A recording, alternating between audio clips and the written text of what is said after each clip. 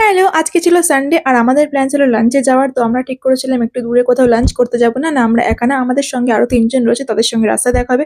তাই আমরা সকাল, সকাল ব্রেকফাস্ট করে স্নান করে রেডি হয়ে বেরিয়ে পড়লাম। আর এ কি কিছু দূর যেতে না যেতেই আমরা দেখলাম আমাদের গাড়িতে বসে রয়েছে একটা মাকড়সা। আরে ও আমাদের সঙ্গে লাঞ্চ করতে যাচ্ছে, কোনো ব্যাপার না।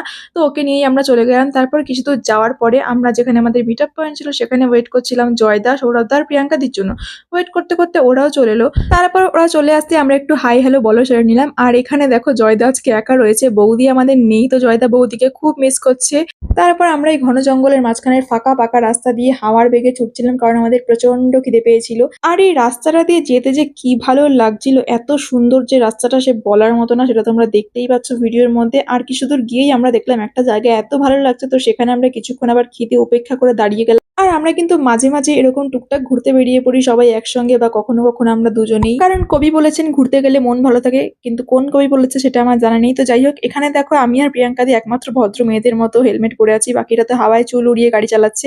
যাই হোক, তারপরে আমি আকাশের দিকে তাকিয়ে হাত বাড়িয়ে ভগবানের কাছে বলছিলাম, ভগবান দাও গো ৫-১০ কোটি টাকা আমাকে দাও। কিন্তু ভগবান টাকা তো আর দিল না, দিয়ে দিল রাস্তার ধারে সুন্দর একটা ফুলের বাগান। যেই ফুলের বাগানটা দেখেই আমরা সবাই একেবারে ফুলের বাগানের উপর ঝাঁপিয়ে পড়লাম, কেউ দাঁড়িয়ে কেউ বসে, কে আবার ফুল বাগানের মধ্যে ঢুকে। আমরা সবাই এক এক করে অনেক ছবি তুলেছি। আর প্রিয়াঙ্কা দি তো প্রতি জায়গার মতো এখান থেকেও আবার ফুল চুরি করে নিয়েছে। তো ছবি টবি তুলে নিয়ে, ফুল চুরি করে নিয়ে তারপরে আমরা পৌঁছে গেলাম আমাদের লোকেশনে, যেখানে আমরা লাঞ্চ করতে এসেছিলাম। আর এখানে এসেই দেখলাম একটা গাছে কি সুন্দর জবা ফুল ফুটে রয়েছে।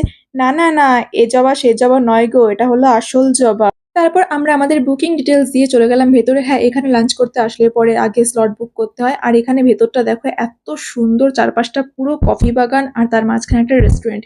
ভেতরে খাবার দাবারও মোটামুটি ভালো ছিল।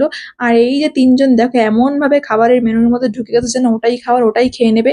তারপর বেশি কনফিউশন না বাড়িয়ে আমরা আমাদের খাবারগুলো অর্ডার করে দিলাম। আর খাবার আসতেই আমরা একেবারে কুপ কাপ করে খাওয়া শুরু করে দিলাম। আমাদের খাবারে ছিল ফ্রেঞ্চ ফ্রাইস আর একটা টিকিয়া মতো কিছু ছিল, ছিল ড্রিঙ্কস, আর তারপর ছিল বিরিয়ানি। আমরা বাঙালি বস, আমরা এদিক ওদিক রেস্টুরেন্টে যাই, যেখানে যাই বিরিয়ানি হলে পরে একটা আলাদাই মজা চলে আসে। তো যাই হোক, খাওয়া দাওয়া শেষ করে আমরা তারপরে গেলাম একটু লেকের ধারে ঘোরাঘুরি করতে।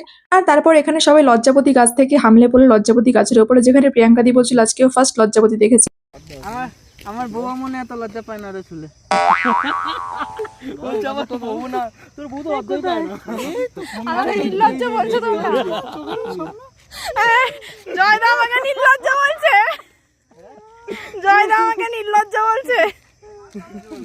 বাচ্চা মানুষ কি লজ্জা পাবি তুই? তো তারপর কি সারাদিনটা সবাই অনেক হাসি মজা করে কাটিয়ে লাস্টে নিজেকে নির্লজ্জ প্রমাণ করে নিয়ে মনের দুঃখে সবাইকে টাটা দিয়ে চলে গেলাম বাড়ি। তো দেখা হবে নেক্সট ভিডিওতে, ততক্ষণ তোমরা সবাই ভালো থাকবে, সুস্থ থাকবে। Till then tata.